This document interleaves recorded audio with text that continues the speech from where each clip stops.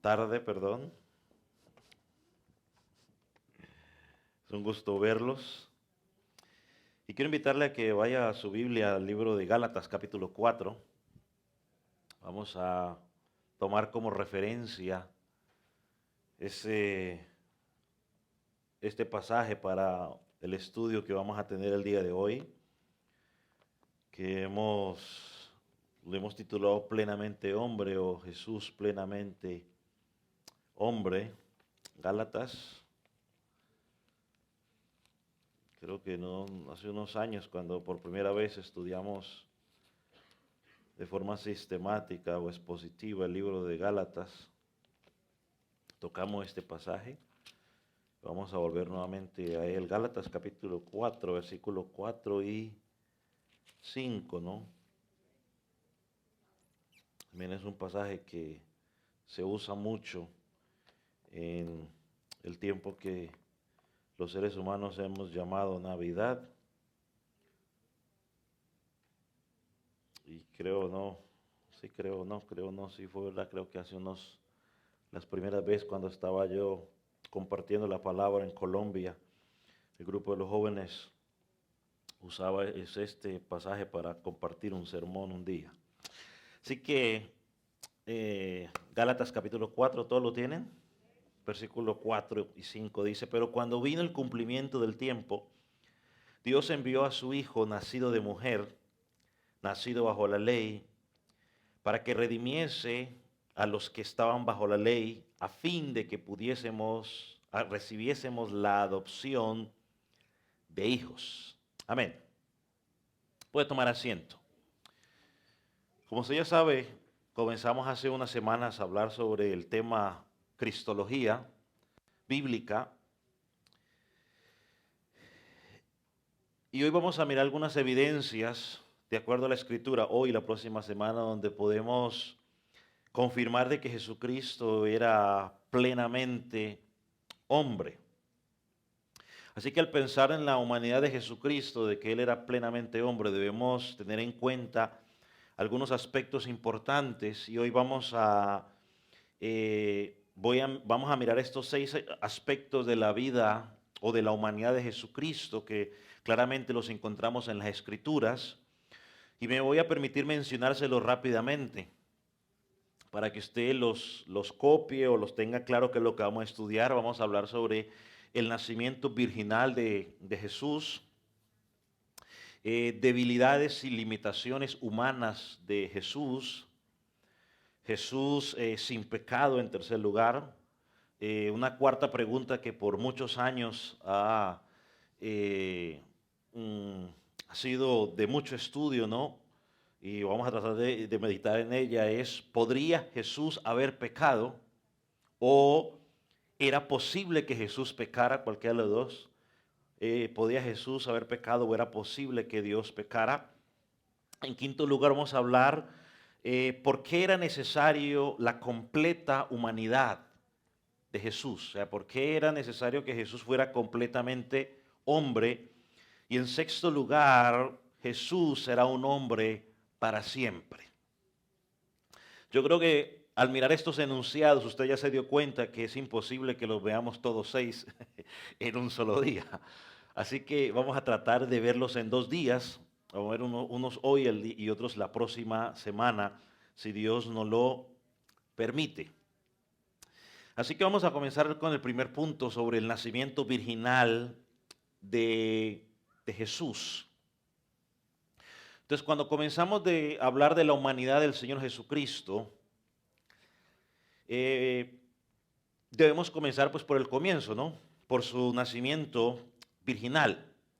Por el testimonio de las Escrituras sabemos claramente que Jesús fue concebido en el vientre de su madre María mediante la acción milagrosa del Espíritu Santo y sin la intervención de un padre humano. Vamos a mirar lo que dicen los evangelios. Vaya a Mateo capítulo 1, versículo 18, y vamos a leer el versículo 18 y vamos a leer el versículo 20. A ver, Mateo capítulo 18, capítulo 1, perdón, versículo 18, versículo 20.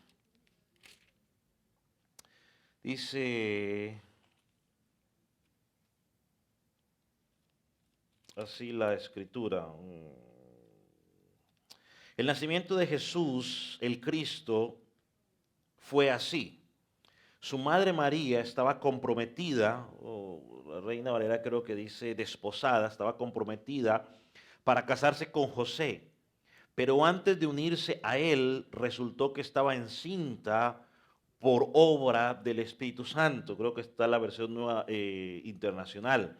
La Reina Valera que ustedes tienen allá dice, el nacimiento de Jesús fue así, estando desposada María su madre con José, antes de que se juntasen, se halló que había concebido del Espíritu Santo.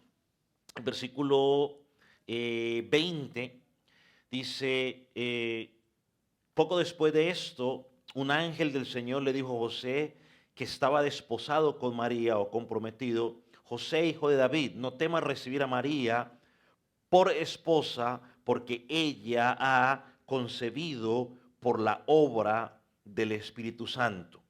Si vamos a la conversación donde María conversa con el ángel Gabriel, allá en Lucas capítulo 1, Lucas capítulo 1,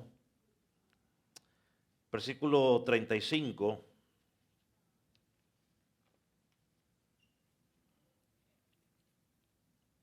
creo que uno de los primeros sermones que yo prediqué en mi vida fue sobre este pasaje, y el primer sermón que yo prediqué en esta congregación cuando vine hace muchos años de visita fue también por estos pasajes. Pero miren lo que dice Lucas 1:35. ¿Cómo podrá suceder esto? O sea, después de que el ángel habla con María y le explica de que ella va a concebir, le pregunta a María, ¿cómo podrá suceder esto? Pues yo soy virgen. A lo que el ángel respondió, el Espíritu Santo vendrá sobre ti y el poder del Altísimo te cubrirá con su sombra, así que el niño que va a nacer se llamará Santo, Hijo de Dios. Se llamará Santo, Hijo de Dios. Entonces, al pensar en el nacimiento virginal de Jesús, o sea, de que ella quedó embarazada sin la intervención de un hombre, podemos ver al menos tres cosas importantes en referencia a la salvación, porque aquí estamos tratando de apuntar a la salvación. Vamos a ver tres cosas importantes en cuanto a la salvación. En primer lugar, que la salvación, mis hermanos, viene en última instancia de parte del Señor. La salvación viene en última instancia de parte del Señor.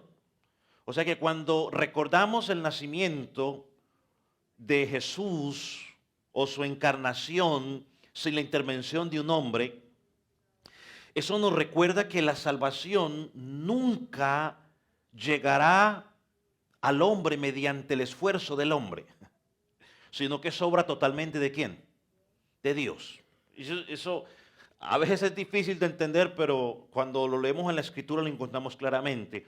La salvación nunca llega mediante el esfuerzo humano, sino que es la obra del mismo Dios. Y creo que es lo mismo que vemos en el caso de el nacimiento o de, ¿cómo se llama este personaje?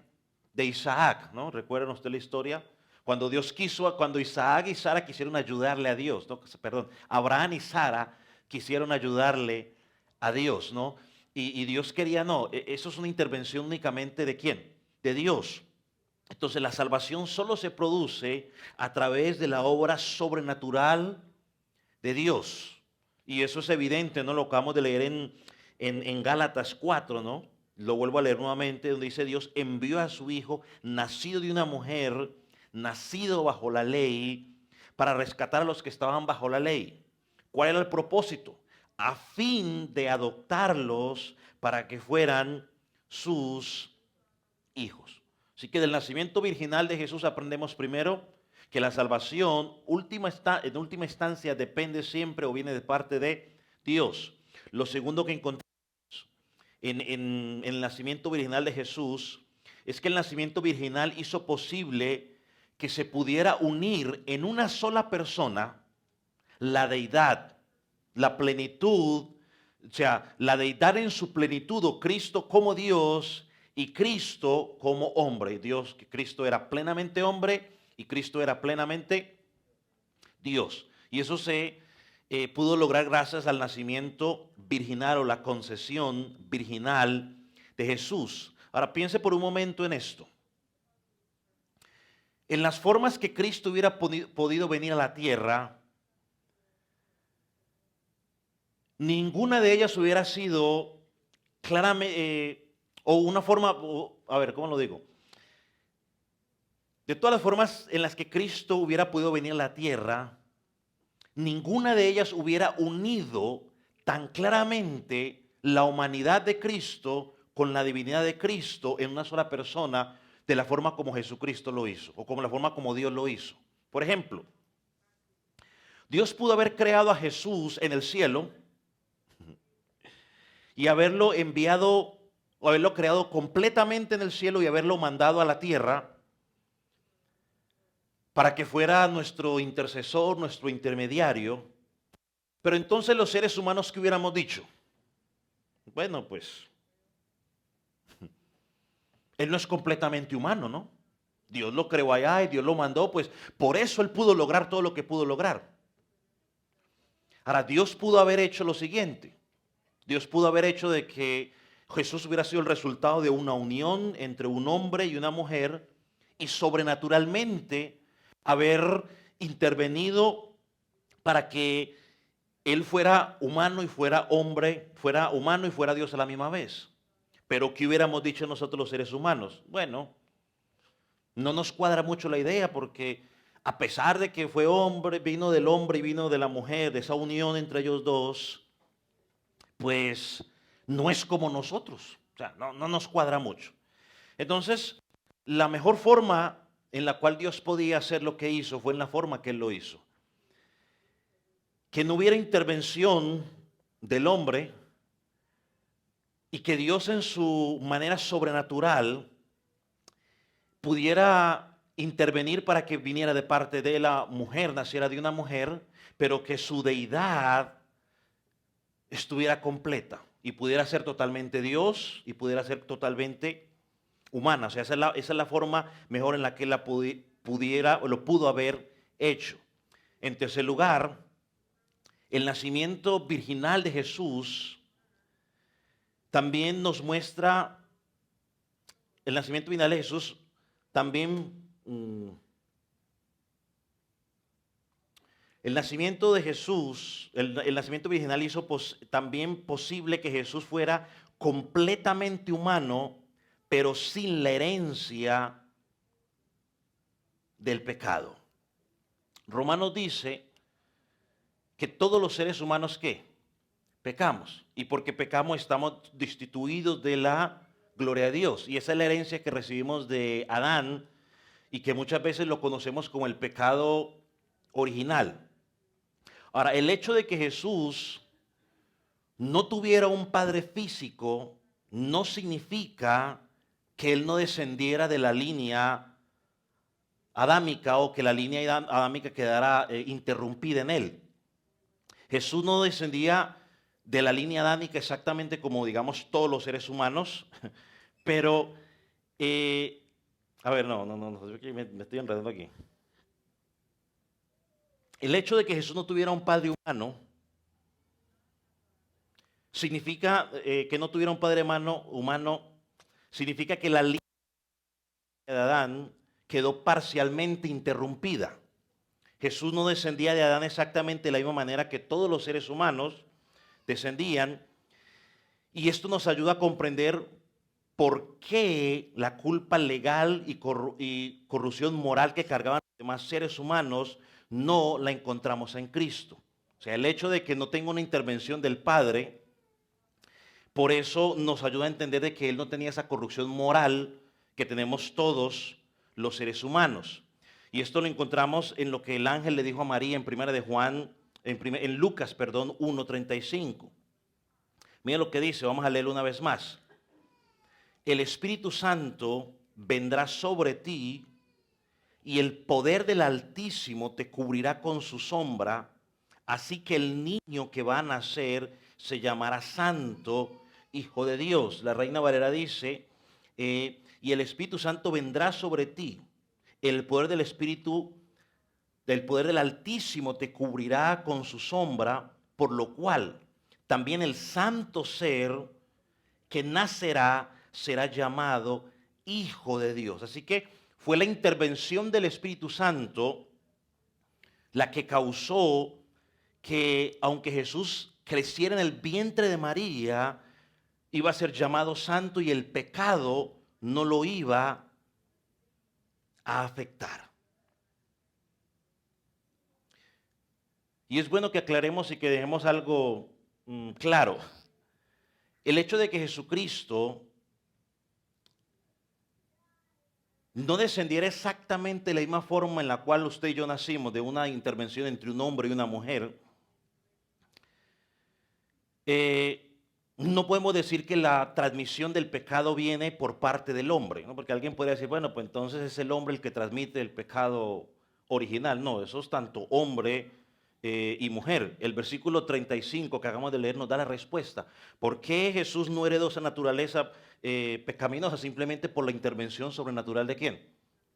Del Espíritu Santo, ¿no? Y este es uno de los, digamos, de los problemas que encontramos o que tiene Roma en cuanto a este concepto. Porque ellos, para poder introducir eso, ellos enseñan que Jesucristo no heredó la naturaleza pecaminosa y que no la heredó de María. Y lo dije la semana pasada, eso nos dejaría un serio problema. Si María está libre de pecado, entonces ¿de quién María heredó estar libre de pecado? Me imagino que entonces de la madre. ¿Y esa madre de quién lo heredó? De la madre o de la abuela, bisabuela. Entonces nos deja un serio problema. Jesús, y la escritura no enseña tal cosa. La escritura enseña claramente que Jesús no heredó ese pecado por la intervención sobrenatural del Espíritu Santo. Así que la doctrina que ellos presentan de la inmaculada perfección de María, pues no tiene sustento bíblico. Entonces el versículo nos da la respuesta. Fue la obra del Espíritu Santo en María que previno que se transmitiera ese pecado a Jesús. Dice el versículo, el Espíritu Santo vendrá sobre ti, así que el santo niño que nacerá lo llamarás Hijo de Dios. Así que María no era libre de pecado. María era una mujer que como cualquier otra mujer, simplemente que halló ¿qué? Gracia. El mismo ángel le dice, tú has hallado gracia, favor de Dios. O sea, ¿y qué es gracia? Es un favor inmerecido. Ya quizás era una joven como cualquier otra que quizás estaría a la expectativa de ser la madre del Salvador, porque eso decían las profecías, pero a que fuera diferente a cualquier otra jovencita de la de su tiempo, pues no, era también una pecadora que necesitaba un Salvador, que ella misma luego lo reconoce, lo ve a Jesucristo que como Salvador. Ahora vamos a mirar las debilidades y las limitaciones de Jesús, las limitaciones humanas de Jesús. Lo primero que podemos mirar en las debilidades y limitaciones de Jesús es que Jesús tuvo un cuerpo, y eso lo encontramos en la Escritura. Jesús nació de la misma manera que todos los seres humanos nacimos. Miren lo que dice Lucas capítulo 2, versículo 7. Dice, y dio a luz su hijo primogénito y lo envolvió en pañales, lo acostó en un pesebre porque no había lugar para ellos en el mesón. Así que María dio a luz como normalmente todas las mujeres pues dan a luz, ¿no? Con dolor de parto y toda la situación. Y Jesús nació como todos y yo nacemos, como todos hemos nacido, sin ropa. Dice luego que ahí que lo envolvieron en pañales. Segunda cosa que podemos mirar sobre Jesucristo. Jesucristo creció como un niño, como cualquiera otro niño. Lucas 2:40. Miren lo que dice Lucas 2:40. Dice, el niño crecía y se fortalecía y se llenaba de sabiduría y la gracia de Dios era sobre él. Lucas más adelante también nos dice, Jesús crecía en sabiduría y en estatura y en gracia para con Dios y los hombres. Lucas 2:52. Entonces Jesús, ahí vemos la evidencia desde su niñez de que Jesús tuvo un cuerpo humano. Jesús, al igual que usted y que yo, Jesús se cansaba. ¿De dónde saca eso? Bueno, Juan, capítulo 4, versículo 6, Jesús en Samaria, ¿no? Hablando con la mujer samaritana, dice el pasaje que entonces Jesús, cansado del camino, se sentó junto al agua, junto al pozo, perdón, junto al pozo. Jesús allí dice, cansado del camino, se sentó en el pozo, junto al pozo. Jesús sintió sed. Vemos en ese mismo pasaje que Jesús le pide a esta mujer que le dé agua. En la cruz del Calvario, cuando estaba muriendo, Juan 19:28, ahí nos dice una de las famosas palabras de Jesús, tengo sed, ¿no?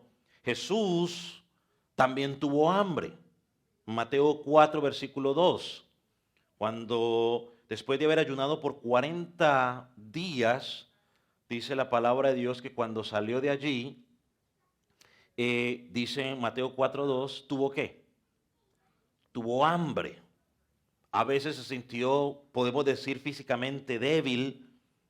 Y Mateo 4:11 dice que unos ángeles acudieron a él ¿para qué? Para servirle, lo más seguro para fortalecerlo en ese momento de debilidad. Otra evidencia de que Jesús tuvo un cuerpo humano era, recuerde, cuando está caminando al Gólgota, él tenía que cargar su cruz.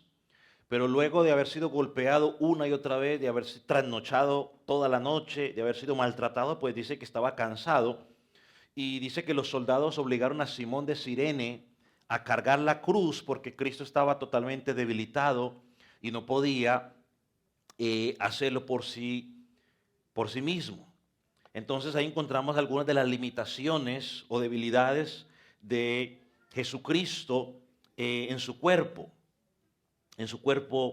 Humano. Aun cuando Jesucristo resucitó, recuerda que se acercó a los discípulos pensaron que era un fantasma. Santiago no, Tomás, ¿qué dijo Tomás? Hasta que yo no lo vea, hasta que yo no toque su costado y meta mis dedos, yo no voy a creer. Ahora, cuando Jesús se aparece en Lucas 24:39, miren las palabras de Jesús. Mirad mis manos y mis pies, que yo mismo soy. Palpad y ved, porque mi espíritu no tiene, un espíritu no tiene carne ni huesos, como veis que yo tengo. Entonces él mostró, ¿no?, esa evidencia de que no era solamente un espíritu, sino que él era un ¿qué? Un ser humano. Otro aspecto que encontramos de la debilidad humana de Jesús que podemos encontrar es que Jesús tuvo una mente humana. En Lucas 2:52, que ya leímos, dice que Jesús crecía ¿en qué? En sabiduría. O sea, crecía en conocimiento. Jesús tuvo que aprender a comer, tuvo que aprender a hablar, tuvo que aprender a caminar, a correr, a leer, a escribir, como lo hacemos cualquiera de nosotros.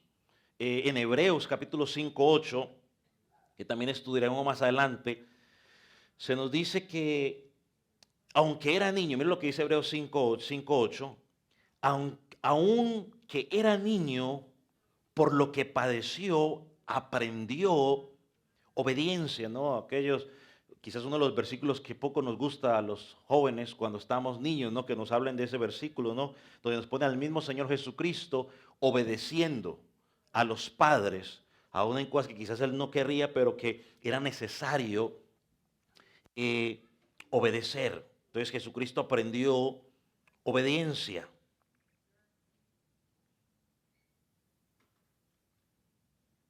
Otra cosa que miramos, ¿no?, de que Jesucristo tiene una mente, lo encontramos en Marcos 13:32, donde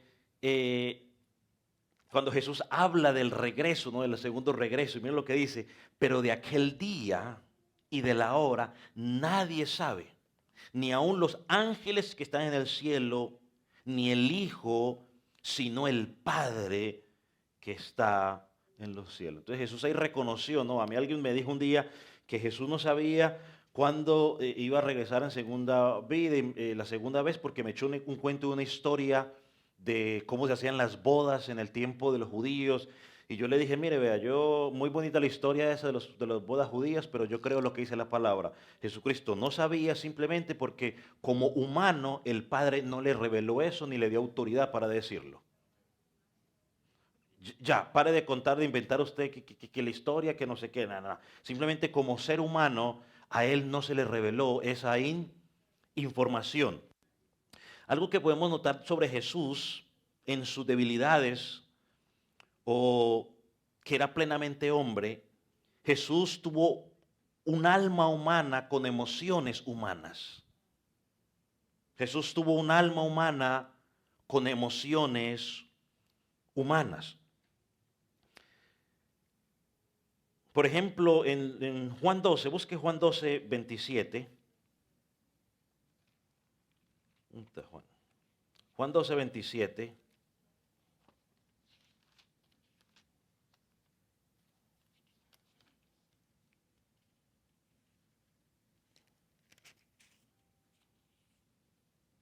Dice Jesús ahí, ahora está turbada mi alma. Esto era poco antes de ser crucificado. Él sabía lo que le iba a pasar. Y él dice, ahora está turbada. Hay otra versión que dice, está angustiada mi alma. En Juan 13, 21, aquí turbada mi alma. Y en Juan 13, 21, miren lo que dice Juan 13, 21. Habiendo dicho esto, Jesús se conmovió en espíritu. O sea, en Juan 12 dice que estaba turbada su alma o estaba angustiada su alma. Aquí en este dice se conmovió su espíritu. Y estas palabras, no tanto turbado como conmovido o angustiado, vienen de un término griego, tarazo, que era una palabra que se refería a las personas con ansiedad o sorprendidas repentinamente por un peligro que se venía.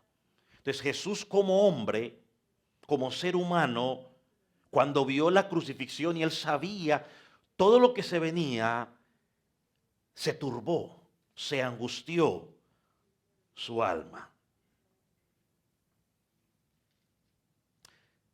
Vaya Mateo, bueno, sí, o en otra palabra, en otro versículo donde encontramos esa palabra tarazo, está en Mateo 26, 38. Antes de la crucifixión, él sabiendo el sufrimiento que iba a padecer, dice en Mateo 26,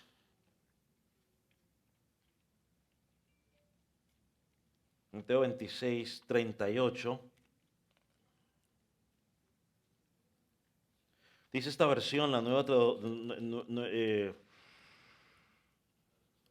nueva versión internacional. Dice, tal es la angustia que me invade, que me siento morir, ¿no? Yo creo que algunas veces usted y yo hemos dicho esa expresión, ¿no? Y siento casi como que me quiero es morir, ¿no? De la angustia que está uno padeciendo. Quiero buscarlo aquí en la Reina Valera, donde está 26, 78. Entonces Jesús dijo, mi alma está muy triste hasta la muerte. Quedaos aquí y velad. O sea, era tanta la tristeza que Jesús sentía, que él sentía casi como que su vida se le estaba acabando. Jesús también experimentó otras emociones como asombro, ¿no? Jesús se asombró por la fe del centurión allá, Mateo 8:10, no lo vamos a leer, solo voy a mencionar, pero se asombró por la fe, no había visto fe en otro lugar. Por la muerte de Lázaro, dice que lloró, independientemente por lo que usted crea, por qué Jesús lloró o no, porque algunos dicen que lloró porque estaba triste y otros dicen que lloró por la incredulidad de los otros. Bueno, por cualquiera de las dos, luego nos ponemos de acuerdo por cuál quiere usted. Ese sería un asunto secundario, pero lo importante fue que lloró. Que el Señor Jesucristo tenía ese sentimiento de lloro, ya sea porque perdió a alguien o ya sea por incredulidad, pero lloró. Otra cosa que notamos, ese sí quiero leerlo, es que Jesús oró con un corazón lleno de emoción. Vaya, en Hebreos 5:7, el autor lo presenta allí, vamos a leerlo. O sea, oró con un corazón lleno de emoción. Ya que no es malo que usted llore cuando esté orando, si lo está haciendo. Mira lo que dice, y Cristo en los días de su carne, ofreciendo ruegos y súplicas con gran clamor y lágrimas al que podía librar de la muerte, fue oído a causa de su temor reverente. Entonces en Jesús vemos todas esas situaciones que usted y yo experimentamos. Usted y yo experimentamos asombro, usted y yo experimentamos cansancio, tristeza, lloramos, pero hay algo que a pesar de que Jesús era igual con nosotros, es que Jesús nunca qué, nunca pecó como usted y yo. Usted y yo sí pecamos. Él nunca pecó. Y esto lo llama, o esto lo podemos llamar la pecaminosidad, la impecaminosidad de Jesús. Jesús no pecó. Él enfrentó tentaciones serias, claro que sí, en el desierto, ahorita en un rato lo vamos a mirar, pero él nunca pecó. Vaya a Hebreos 4:15. Hebreos 4:15, vaya atrasito, ya la tenía abierta.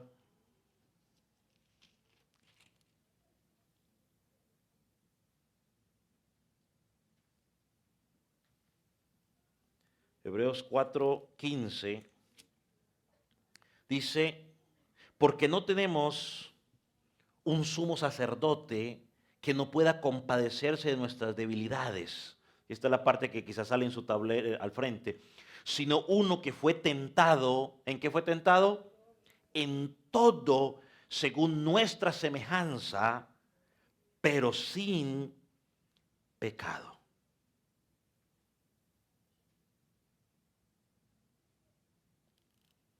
Ahora, el hecho de que Jesús enfrentara esas tentaciones significa que tenía una naturaleza humana auténtica. Una naturaleza que podía ser tentado. Y ahí es donde a veces nos encontramos en una disyuntiva, ¿no? Bueno, mejor cuando lleguemos allá lo hablamos. Otra cosa que podemos usar para probar la humanidad de Jesús es que en A, B, C, D, en cuarto lugar, que las personas cercanas a Jesús le vieron como un hombre. Vaya a Mateo 4:23 y 25.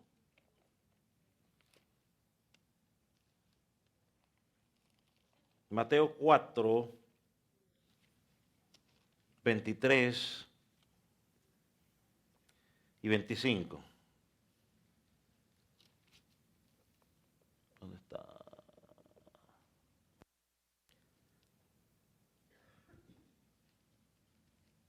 Dice, desde 23, ¿no? Y dice, y recorrió Jesús toda Galilea enseñando las sinagogas de ellos y predicando el evangelio del reino, sanando toda enfermedad y toda dolencia en el pueblo. Versículo 4 y 24, y se difundió su fama por toda Siria. Trajeron todos los que tenían dolencias, afligidos por diversas enfermedades y tormentos, los endemoniados, lunáticos, paralíticos, y los sanó. Y les siguió mucha gente de Galilea, de Decápolis, de Jerusalén, de Judea y del otro lado del Jordán. Cuando llegó a Nazaret, el pueblo donde Jesús se había criado, donde sus vecinos lo habían conocido por muchos años, miren lo que los vecinos dicen sobre él en Mateo 13. Mateo 13, 54 al 58. Miren lo que los vecinos dicen sobre Jesucristo. Dice, vino a su tierra, les enseñaba en la sinagoga de ellos, de tal manera que se maravillaban y decían, ¿de dónde tiene esta sabiduría y estos milagros? ¿No es el hijo del carpintero? ¿No se llama su madre María y sus hermanos Jacobo, José, Simón y Judas? Ay, es que Jesús tenía hermanos. Ah, yo no sabía. Yo creí que había quedado ella virgen para toda la vida. Bueno, la Biblia dice, pues creámosle la Biblia. Dice que se llamaba su madre María y sus hermanos Jacobo, Simón y Judas. Bueno, en defensa, los apologetas católicos dicen que lo que pasa es que esa palabra hermanos ahí en el tiempo de ellos, también a los primos se les llamaba hermanos y por eso le dicen, bueno, ya eso son lo que ellos tratan de decir porque ellos quieren mantener hasta la eternidad de que María nunca conoció varón. Bueno, no hay cosa para sostener eso en la evidencia, pero en el deseo de ellos de mantener la imagen de María, tienen que torcer toda la escritura para poder mantener esa situación. Versículo 56. ¿No están todas sus hermanas con nosotros? Ah, aparte de primos, también tenía primas. Ok. ¿No están todas sus hermanas con nosotros? ¿De dónde pues tiene todas estas cosas? Y se escandalizaban de él, pero Jesús les dijo, no hay profeta sin honra, sino ni en su casa, ni en su casa. Y hizo milagros a causa de la incredulidad. Y no hizo allí muchos milagros a causa de la incredulidad de ellos.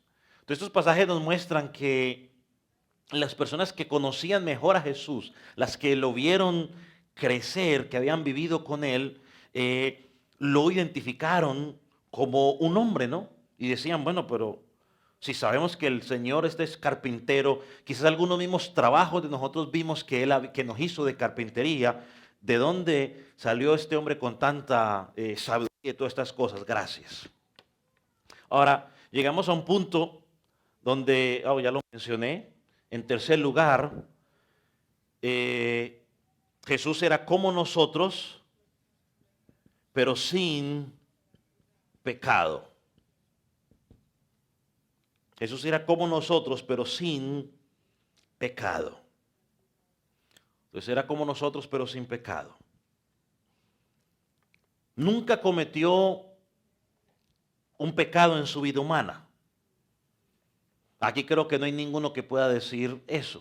Ninguno de los que estamos aquí podemos decir eso. Y él nunca cometió ningún pecado en su vida porque ese era uno de los requisitos necesarios para poder aplacar la ira de Dios. Y para poder servir como ese cordero pascual perfecto. Y quizás la impecaminosidad de Jesús, de que Él nunca pecó, no la podamos entender a cabalidad. Y es donde a veces uno escucha que gente hace unas preguntas medias raras con tal de, no sé, de tratar de entender si Jesús había pecado o no había pecado. Un día hasta alguien preguntó, bueno, mejor no les digo lo que preguntó la gente. No la entendemos a cabalidad en este lado de la eternidad. Pero la enseñanza en el Nuevo Testamento es claro. Él no pecó. Y uno de los ejemplos que tenemos con mayor claridad es la tentación de Jesús, donde Satanás usó toda su artillería, si lo podemos llamar de esa manera, después de esos 40 días de ayuno para tentar a Jesús. Dice Lucas 4, versículo 13, que cuando el diablo hubo acabado con toda la tentación, se apartó de él por un tiempo. Jesús era impecable, o sea, no cometió ningún pecado. Y en Juan 8:46, y yo se lo voy a leer en 3 versiones, vemos que Jesús hace una pregunta a los líderes religiosos. La Reina Valera dice, ¿quién de vosotros me redarguye de pecado? o una versión más clara, sería la Nueva Traducción Viviente, dice: ¿quién de ustedes puede con toda sinceridad acusarme de pecado? La traducción lenguaje actual lo traduce de esta manera: ¿quién de ustedes puede acusarme y quise sacar esta versión porque cuando uno dice, bueno, ¿quién me acusa de pecado? Pues bueno, ya bueno, pues, pero mire cómo lo dice, cómo pregunta aquí: ¿quién de ustedes puede acusarme de haber hecho algo malo? ¿Y cuál cree usted que fue la respuesta? Pues silencio total. Y usted podría seguir buscando en los otros evangelios, usted podría buscar en Mateo, en Marcos, y vamos a encontrar que no hay ni una sola evidencia de pecado en la vida de Jesús. En Juan, capítulo 8, versículo 18, Jesús allí, por ejemplo, se identifica como la luz. Él dice: yo soy la luz. Yo soy la luz del mundo. Y podríamos decir que esa luz representa pureza moral,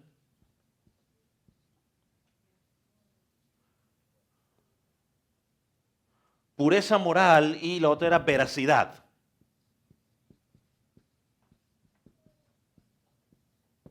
Representa pureza moral y veracidad. Entonces lo que Jesús está diciendo es: yo soy la fuente de la verdad, yo soy la fuente de la pureza moral, yo soy la fuente de la santidad del mundo. Y solo alguien que estuviera libre de pecado podría decir tal declaración.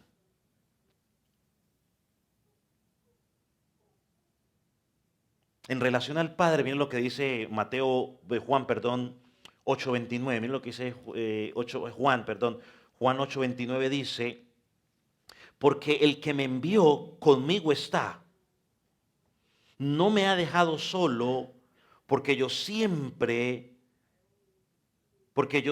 hago siempre lo que le agrada. Y esa es la última frase: yo hago siempre lo que le agrada al Padre. O sea, yo nunca peco, yo nunca hago nada malo. Y al final de su ministerio quizás encontramos quizás una de las declaraciones más impactantes que podemos encontrar, y la hizo Pilato. Cuando Pilato lo llevaron para juzgar a Jesús, interrogarlo, después de interrogarlo, Pilato llegó a una conclusión. Si los que están anotando, Juan 18, versículo 38, y se lo voy a leer de la Nueva Traducción, de la tradición lenguaje actual. Y bueno, pues también se lo voy a leer entonces de la Reina Valera, pero solamente va a aparecer en sus pantallas. Miren lo que dice. Pilato dijo: no encuentro ninguna razón para castigar a este hombre. La Reina Valera dice: no hallo en él ningún delito. Después de interrogarlo, después de hablar con él y de todas las acusaciones que se le habían hecho, él dice: no encuentro razón en este hombre para castigarlo. Ni una sola. Y creo que lo dijimos en algunos momentos cuando estábamos estudiando el Sermón del Monte. Jesús no usó ninguna vez ni una sola palabra inapropiada, nada. No tuvo ni una sola vez un pensamiento inapropiado. Pablo también es muy enfático. Según de Corintios 5:21, yo creo que les mandé 5:12, pero es 5:21. Según de Corintios 5:21, así que si lo sale en su pantalla, usted lo corrige, por favor. No es el 12, es el 21. Según de Corintios 5:21, dice, Pablo dice: el que no conoció pecado, por nosotros lo hizo pecado, para que nosotros fuésemos hechos justicia de Dios en Él. No hay mérito del hombre por ningún lado, es en la justicia de Él. Dios me ve justo no porque yo me convierta en justo, sino porque en Cristo me ve justo.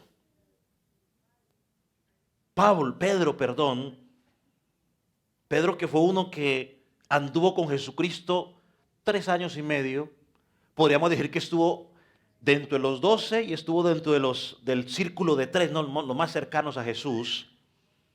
Escribió sobre Jesús y lo identifica en 1 de Pedro 1:19 como un cordero sin mancha y sin defecto. Así lo presenta.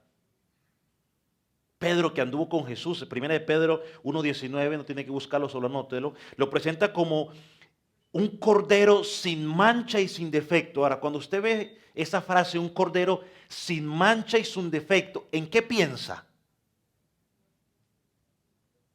¿Cómo? Es una oveja, ok. ¿Qué más? ¿Cómo? En los sacrificios. O sea, esto es una imagen del Antiguo Testamento. Que el sacrificio que tenía que ofrecérsele a Dios, ¿cómo tenía que ser? Perfecto. Es que me nació un corderito y de pronto me nació sin un pedazo de la pata, entonces le voy a sacrificar ese a Dios. Nunca bajaba el fuego del cielo para consumir el holocausto. Dios no lo aceptaba. Tenía que ser perfecto.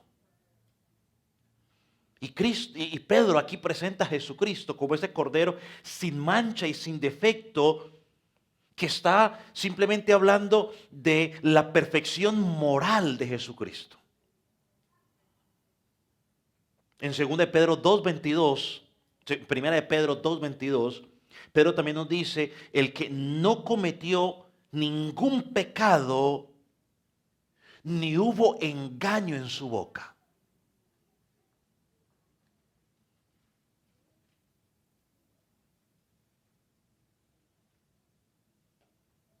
No cometió ningún pecado.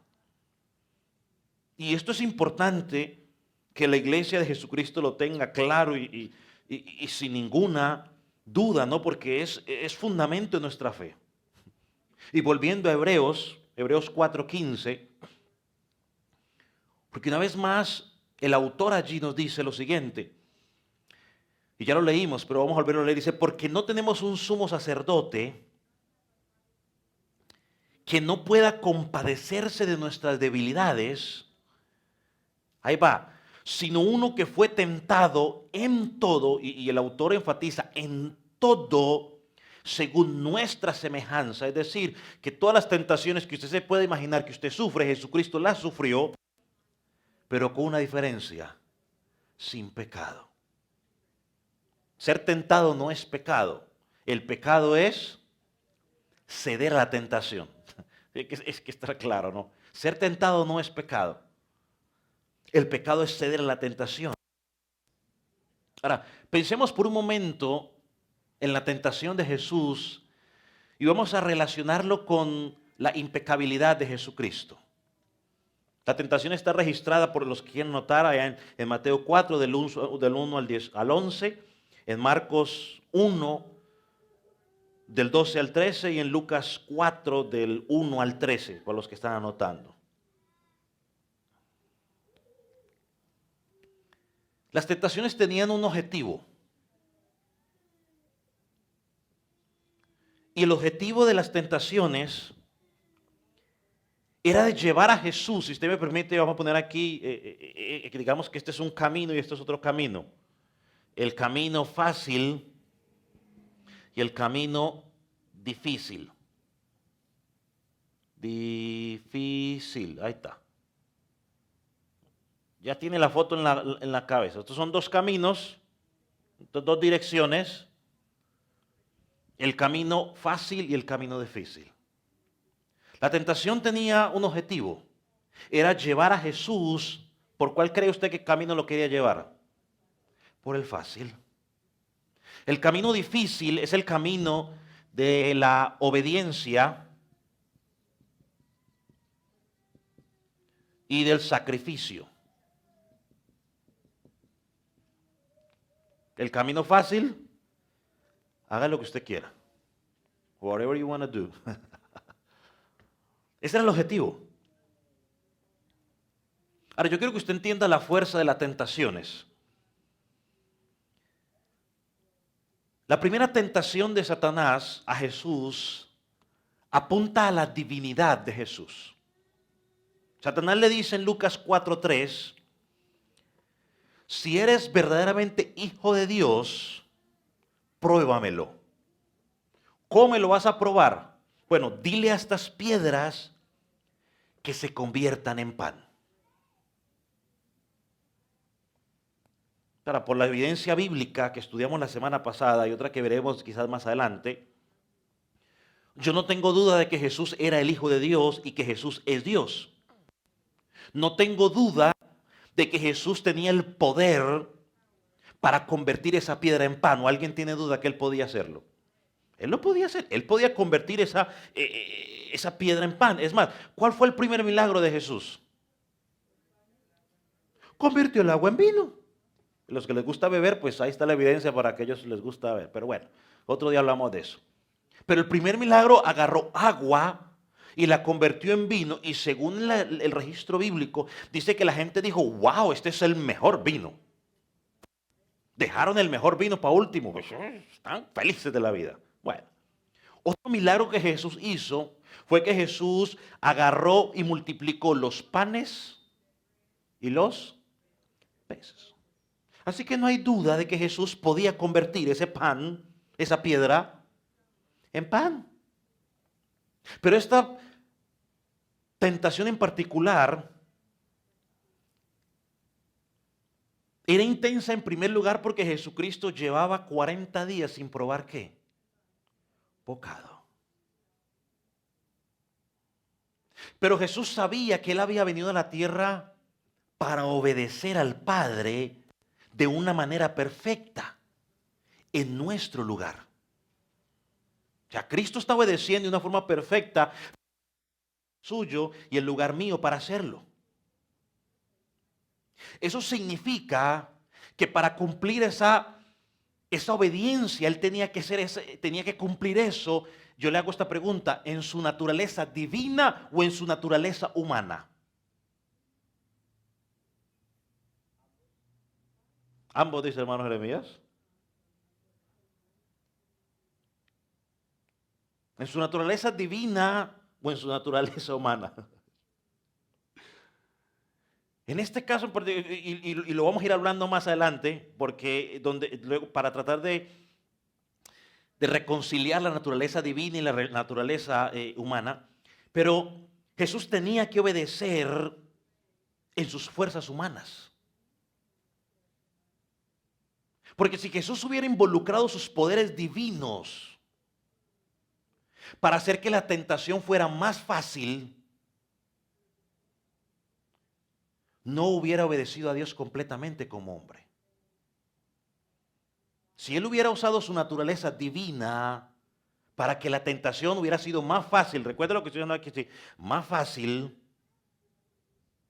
Él no hubiera obedecido completamente como hombre. Entonces lo que Satanás estaba buscando hacer era manipular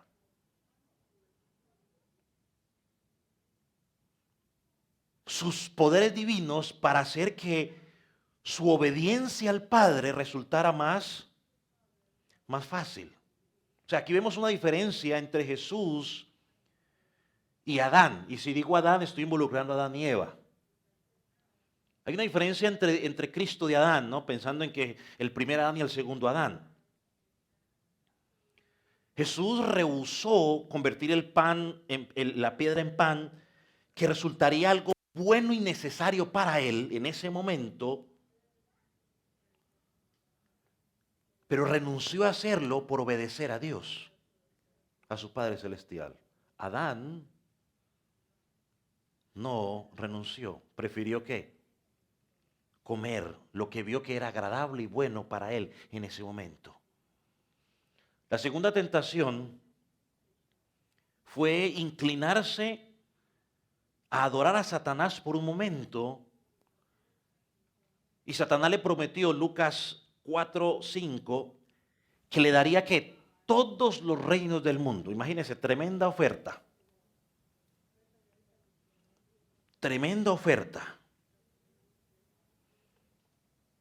Esta tentación apunta ¿a qué?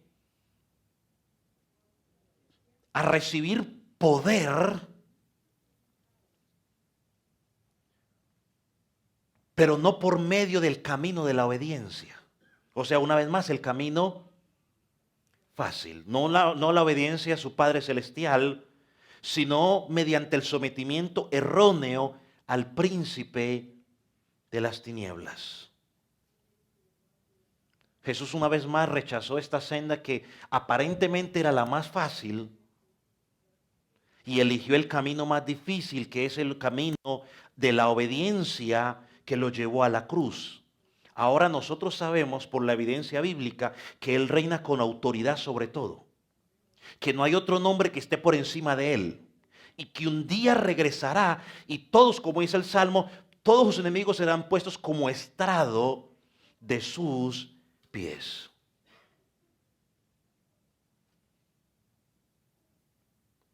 Una vez más, Satanás siempre lo que promete, él no lo puede cumplir.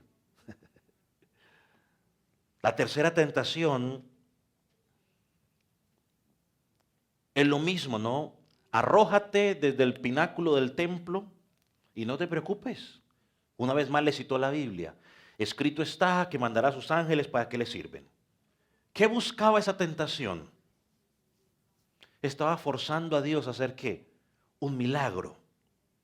Estaba forzando a Cristo a que hiciera un espectáculo para que por medio de los espectáculos pudiera atraer una multitud para que lo siguiera, sin tener que caminar por el camino difícil, el camino de obediencia y el camino de disciplina, donde tuvo que por 3 años servir y ministrar a las necesidades de las personas.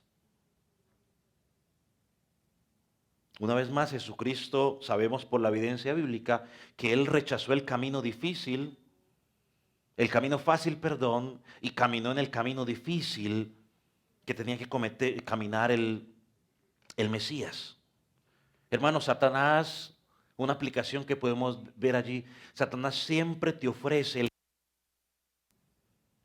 el camino fácil.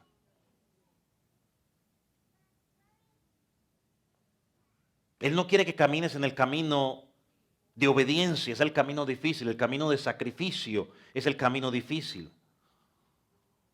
Y una cosa que tenemos que tener en cuenta, lo que Satanás promete, no lo puede cumplir. Yo le hago esta pregunta. ¿Usted cree que Satanás le podía dar todos los reinos a Cristo si Cristo se hubiera postado ante él? ¿Usted qué cree? ¿Sí o no? ¿O no sabe?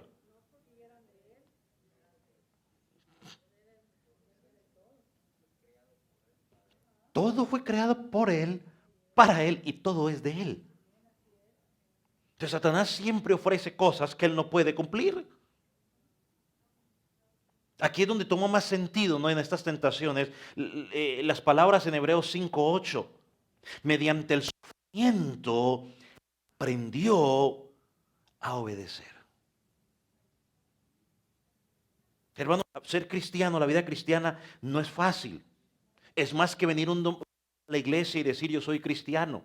Es más que publicar en las redes sociales yo soy cristiano. Ser cristiano requiere mucho sacrificio.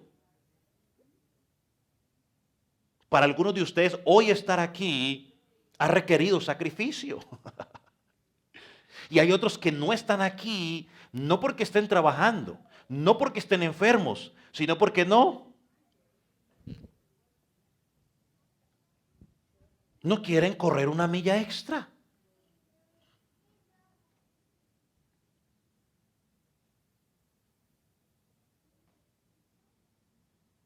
Para esto puede sonar difícil de entender para nosotros,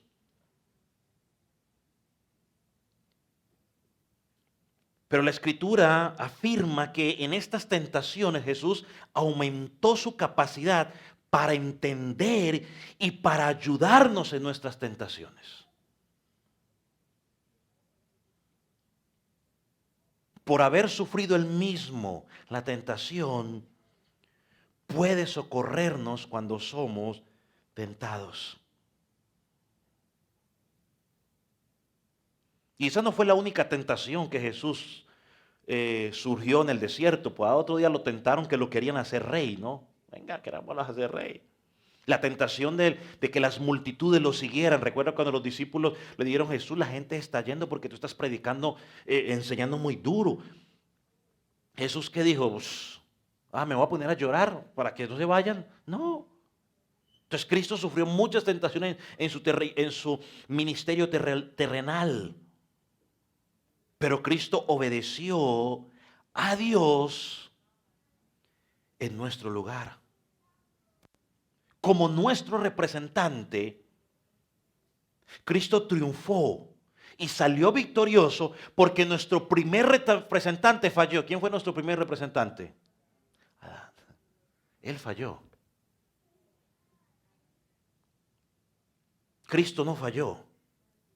Vaya a Romanos 5, versículos 18 y 19.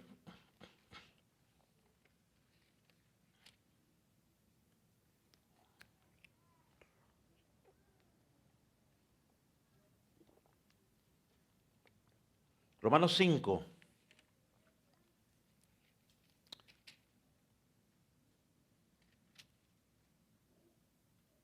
Dice: así que por la transgresión de uno vino la condenación a todos los hombres. Todos los hombres son todos los hombres.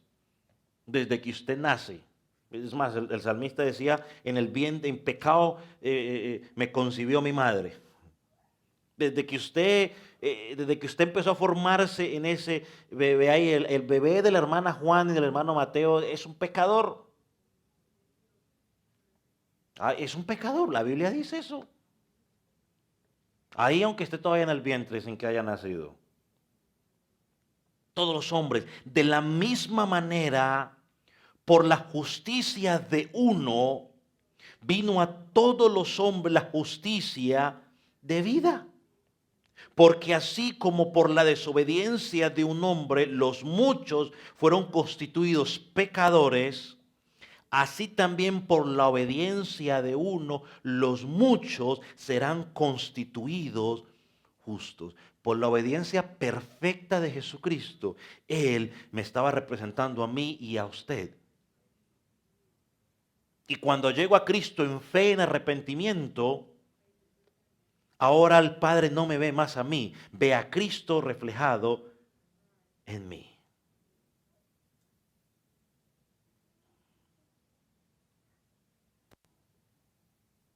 Y esto nos lleva a la pregunta que quizás mucha gente se ha hecho en algún momento, quizás usted mismo se ha hecho esa pregunta. Pastor, no pecó. Yo entiendo que Jesús no pecó, entiendo que es hombre, entiendo que su nacimiento virginal y todo lo que implica, entiendo los sentimientos y todo lo que usted, muy claro, pero la pregunta del millón: ¿podía Jesús haber pecado? O sea, él no pecó, pero no pecó porque no podía pecar, o no pecó porque él no quiso pecar. ¿Era posible que Jesús pecara? Si Dios nos da vida, la contestamos la próxima semana. Preguntas de lo que vimos hasta hoy o comentarios.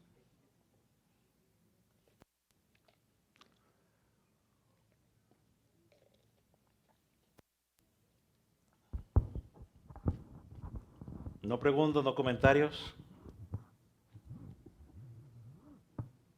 Es más, yo creo que esa la vamos a contestar de última. Mejor seguimos en la quinta y la sexta, y esa la dejamos para último. Sí, sería bueno.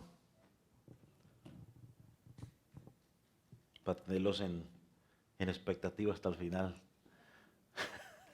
¿Preguntas? ¿No hay pregunta o algún comentario? Ahí está, hermano, el micrófono está ready.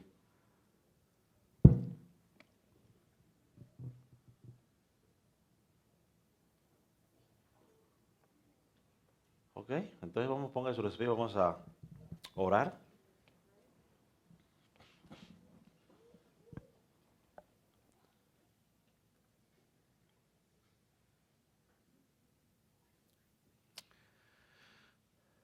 Señor del cielo, en esta noche te damos gracias por la vida de tu Hijo. Gracias porque al entender la forma en que Él fue concebido, nos permite ver la intervención sobrenatural del Padre. Y también nos permite entender que de esa misma manera es la salvación, que necesita la intervención sobrenatural de Dios. Que todos los méritos son tuyos, no son del hombre. Señor, gracias porque cada día podemos, por tu palabra, entender, oh Dios, la humanidad del Señor Jesucristo, la total humanidad de Cristo. Señor, y en ningún momento la dudamos, sino que nos aferramos a ella, la creemos. Señor, enséñanos a tener estos conceptos claros para cuando, como dice Pedro, seamos llamados a contestar, a presentar defensa de nuestra fe, lo podamos hacer con mansedumbre, Señor, con tu palabra. Gracias por la obra de Cristo, gracias porque Él obedeció de una forma perfecta como nuestro representante. Y gracias porque fue tentado en todo y hoy cuando pasamos por esas tentaciones podemos acudir a Él para que nos fortalezca, porque Él vivió en carne propia lo que estamos sintiendo. Gracias, Señor Jesús, por esa obra gloriosa. Señor, te pedimos que tú obres en nuestra vida y cada día podamos reflejar tu grandeza y tu bondad en nuestras vidas como persona, como familia y como congregación. En el nombre de Jesús. Amén.